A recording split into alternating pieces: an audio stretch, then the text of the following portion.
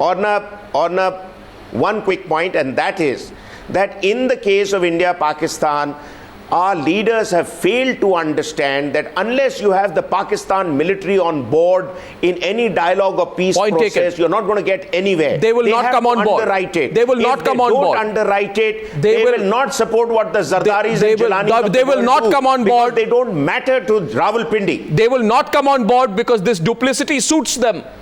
Because Hina Rabbani Khar can give her cozy interviews in Islamabad while the army has a free hand on the LOC. Seshadri Chari, you want to come in very quickly, and then I'll go to Mr. Bhadra Kumar to see whether he agrees with Shiv Shankar Mukherjee. Yes, sir.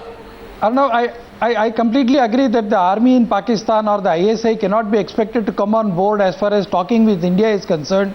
Therefore, we will have to talk to them in the language that they will understand. Exactly. We will have to tell them point blank that all peace talks or not talk to them at all, or not talk to them at all.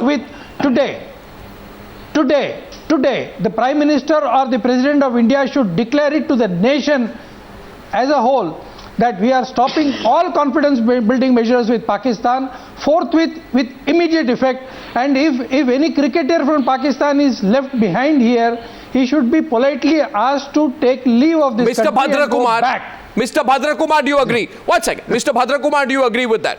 Do you agree with Seshadri Chari? Call off the CBMs, call off the process unless there is an assurance in writing from the Pakistanis now. Let me address this from a different angle. The dialogue process that has taken place, I actually begin from November 2003 when Musharraf unilaterally offered that there would be a ceasefire on the border between India and Pakistan. You know, there have been a lot of gains. It's undeniable. You know, what gains? It's not as if, you know, neither side gained. There has been a ceasefire. No, what gains? Which by and large held. There has been a certain let me finish. Since you invited me, you know, it's only fair that you let me finish. But can I make a counterpoint to that? Which held for close to a decade. Sir, the ceasefire is not held. The situation in the valley has improved. Sir, and there has been a better atmosphere in the relations between the two countries. There has been a greater movement of people. Mr. Bhadra Kumar, you are factually wrong.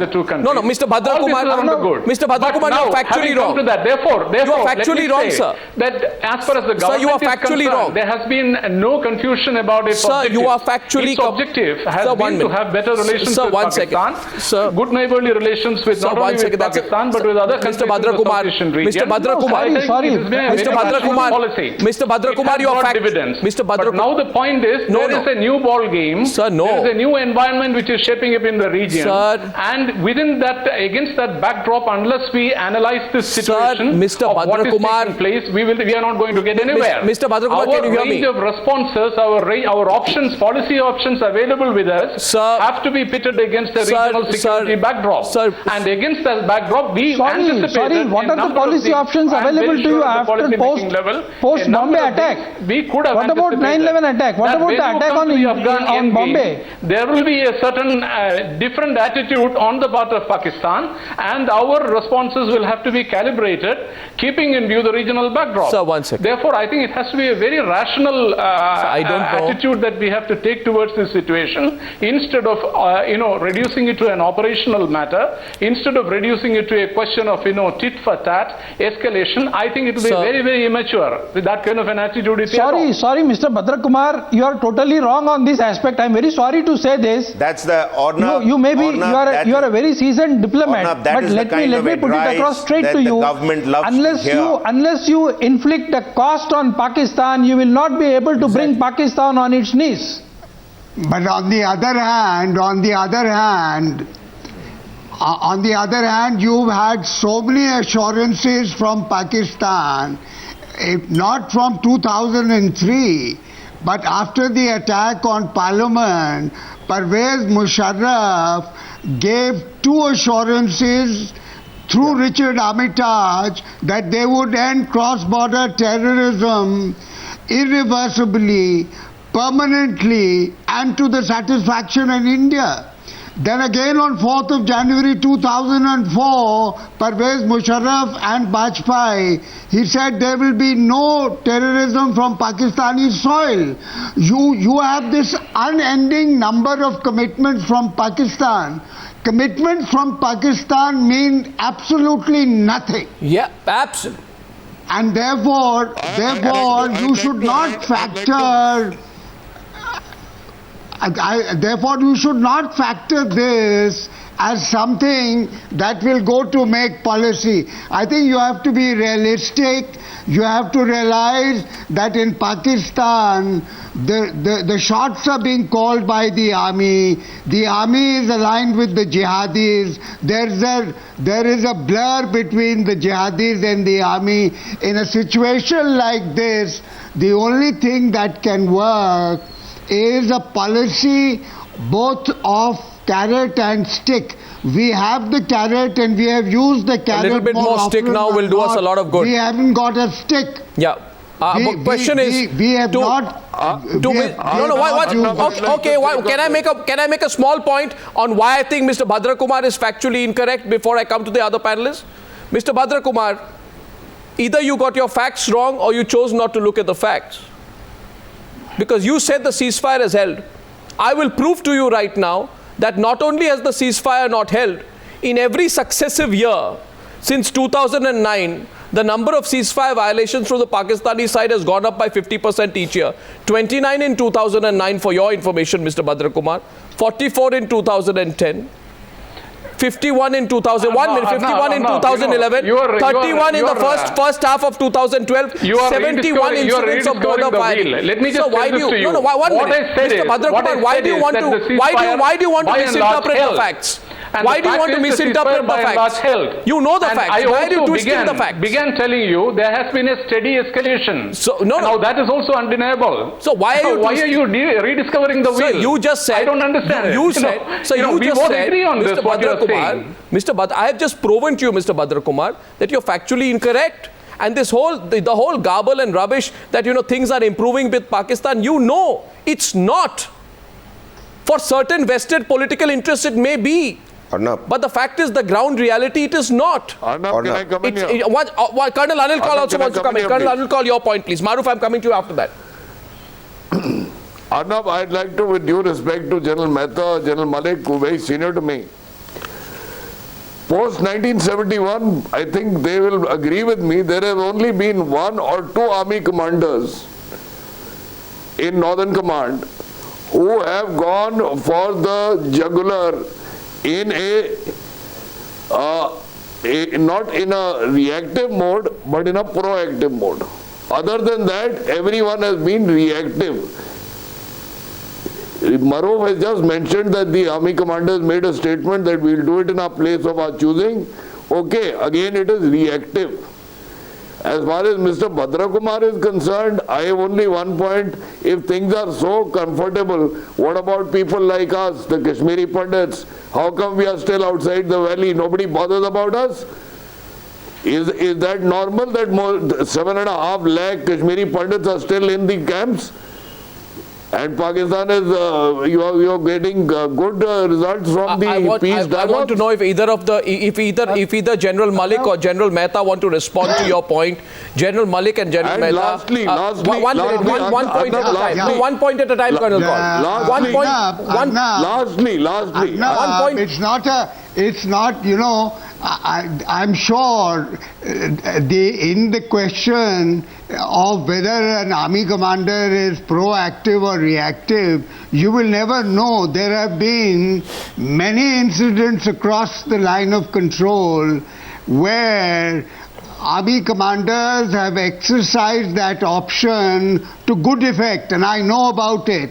And there's no need to talk about it. So you can't say 1 or 2 army commanders. The fact simply is that between you and me, let us not hide it. There have only been 1 or 2. You don't want me to name listen, them. Anil, the government. You don't want me to name them. I will not listen, name Anil, them. the government. Come on, sir, stop hiding behind the government of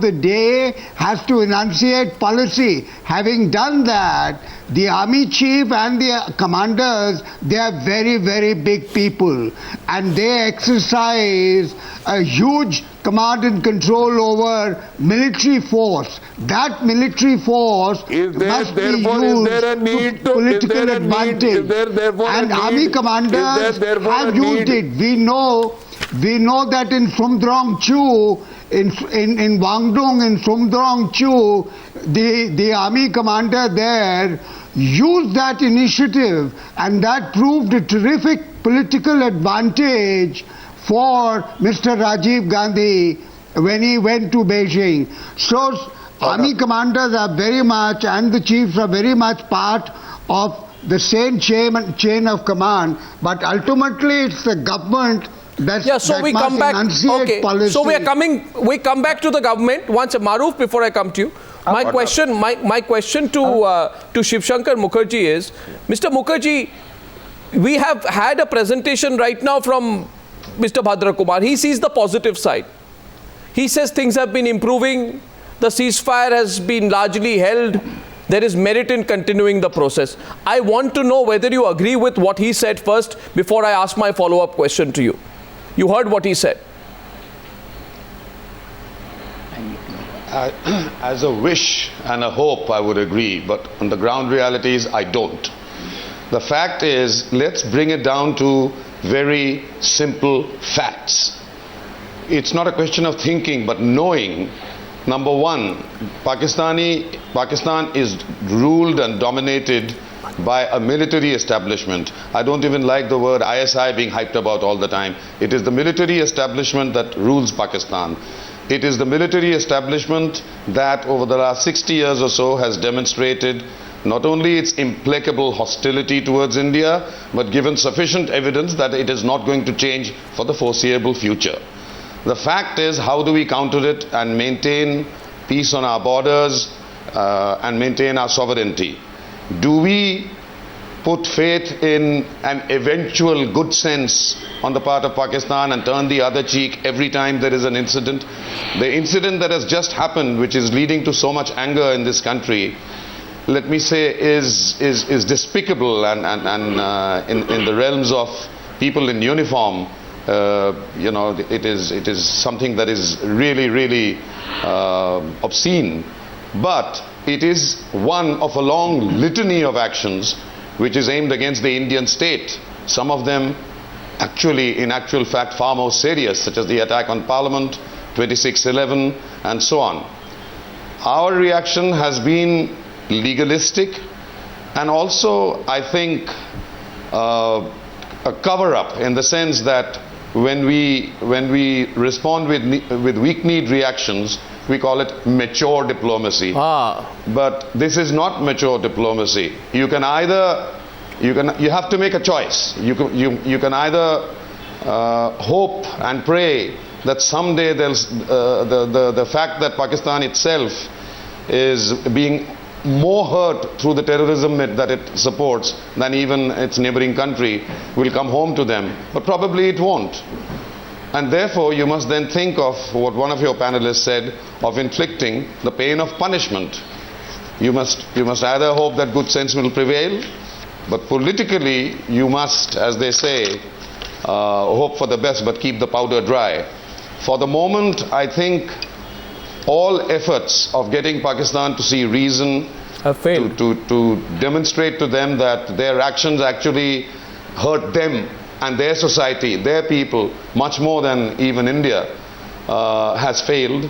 And therefore, to protect ourselves, to protect our sovereignty, to keep our borders peaceful, we have to select alternatives. The alternative is the infliction of a certain amount of retaliatory punishment to make them think more than once about continuing to do what they have been doing. And one more point about the international community. Certainly,